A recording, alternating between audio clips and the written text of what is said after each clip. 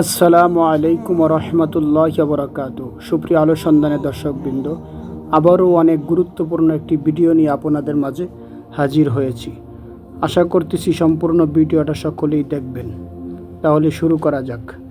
উপার্জন অবৈধ হলে দোয়া কবুল হয় না। ইসলামী অর্থনীতিতে হালাল উপার্জনের গুরুত্ব অপরিসীম। হালাল উপার্জন ইসলামী জীবনের অতীব গুরুত্বপূর্ণ অংশ। ইসলামের দিক নির্দেশনা হলো হালাল পথে জীবিকা উপার্জন করতে হবে।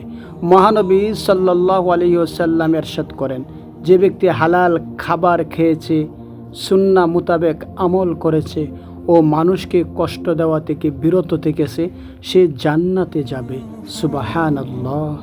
ইরশাদ হয়েছে, তোমরা নিজেদের মধ্যে একে অন্যের সম্পদ অবৈধ পন্থায় গ্রাস করো না এবং মানুষের ধন সম্পত্তির কিয়দাংশ জেনে শুনে অন্যায়ভাবে গ্রাস করার উদ্দেশ্যে তা বিচারকদের কাছে নিয়ে যেও না। সূরা আল বাকারা। মানুষ সৃষ্টির সেরা জীব। আল্লাহ তাআলা এ সেরা সৃষ্টিকে তার ইবাদত বন্দেগীর জন্য সৃষ্টি করেছেন। তিনিই তাদের রিজিকের ব্যবস্থা করেছেন। এ মর্মে আল্লাহ তাআলা সুস্পষ্ট ঘোষণা হলো, আমি জিন ও মানুষকে আমার ইবাদতের জন্যই সৃষ্টি করেছি। আমি তাদের থেকে কোনো রিজিক চাই না এবং তাদের থেকে আমি খাবারও চাই না। হালাল রিজিক খাওয়ার এ নির্দেশ ধনী গরিব, ছোট বড়, নবী ওলি সবার জন্য। এ প্রসঙ্গে মহান আল্লাহ বলেন, হে ঈমানদাররা, তোমরা পবিত্র বস্তু আহার করো যেগুলো আমি তোমাদের রিজিক হিসেবে দান করেছি এবং আল্লাহর শুকরিয়া আদায় করো যদি তোমরা একমাত্র তারও ইবাদত করে থাকো। সূরা আল বাকারা। এই আয়াতে হারাম খাদ্য ভক্ষণ করতে যেমন নিষেধ করা হয়েছে, তেমনি হালাল ও পবিত্র বস্তু খেতে বলা হয়েছে। পাশাপাশি তা খেয়ে আল্লাহর শুকরিয়া আদায় করতে অনুপ্রাণিত করা হয়েছে, কারণ ইবাদত কবুল হওয়ার জন্য হালাল জীবিকা খাওয়া অত্যাবশ্যকীয়।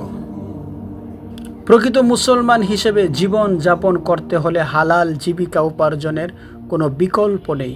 হালাল পথে উপার্জিত জীবিকা ভক্ষণে মানুষের স্বভাব চরিত্র সুন্দর হয়, সুকুমার বৃত্তিসমূহ বিকশিত হয় ও সত্তা নুরাগী হতে সহায়তা করে। অন্যদিকে হারাম উপার্জন মানুষের দেহ মনের ওপর মারাত্মক ক্ষতিকর প্রভাব বিস্তার করে। এটি নৈতিক অধঃপতনের প্রেরণা যোগায় ও বিপদগামী হতে উদ্বুদ্ধ করে। তাই আল্লাহর বন্দেগীর জন্য পূর্ব শর্ত হলো পবিত্র বা হালাল পানাহার। এ প্রসঙ্গে আল্লাহ তাআলা ইরশাদ করেন, হে রাসূলুল্লাহ সাল্লাল্লাহু আলাইহি ওয়াসাল্লাম, তোমরা হালাল খাদ্য গ্রহণ করো এবং নেক আমল করো। সূরা মুমিন।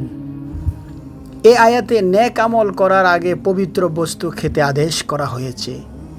এখানে পবিত্র বস্তু বলতে হালাল সম্পদ বোঝানো হয়েছে এবং ইঙ্গিত দেওয়া হয়েছে যে সৎকর্ম সম্পাদন করা তখনই সম্ভব হবে যখন মানুষের আহার্য ও পানীয় বস্তু হালাল হবে। বর্তমান সময়ে সারা বিশ্বে মুসলমানদের অবস্থা খুবই উদ্বেগজনক। তারা আল্লাহর কাছে দোয়া করছে কিন্তু কবুল হচ্ছে না। কারণ কি? কারণ হলো হালাল খাদ্য গ্রহণ ছাড়া আল্লাহ তার বান্দার কোনো দোয়া কবুল করেন না। অবৈধ সম্পদ দান করে নেকির আশা করাটা গুনাহের কাজ। অনেকের ধারণা অবৈধ উপার্জন করে কিছু দান করে দিলে আর হজ সম্পাদন করলে সব সম্পদ বৈধ হয়ে যায়, অথচ বিষয়টি মোটেও সত্য নয়। অবৈধ উপার্জনের জন্য অবশ্যই কিয়ামতের দিন জবাবদিহির সম্মুখীন হতে হবে। রাসূলুল্লাহ সাল্লাল্লাহু আলাইহি ওয়াসাল্লাম বলেছেন, কিয়ামতের দিবসে কোনো মানুষ নিজের স্থান থেকে এক বিন্দু সরতে পারবে না যতক্ষণ না তার কাছ থেকে 4টি প্রশ্নের উত্তর নিয়ে নেওয়া হবে। তন্মধ্যে একটি প্রশ্ন হচ্ছে নিজের ধন সম্পদ কোথা থেকে উপার্জন করেছে এবং কোথায় ব্যয় করেছে। সুপ্রিয় আলোর সন্ধানের দর্শকবৃন্দ, অনেক গুরুত্বপূর্ণ কয়েকটি বিষয় আমরা জানলাম। অবৈধ উপার্জন থেকে আমরা বিরত থাকব। আল্লাহ রাব্বুল আলামিন আমাদিগকে অবৈধ উপার্জন থেকে হেফাজত করে সঠিকভাবে হালাল রিজিক উপার্জন করার তৌফিক দান করুক। আমিন।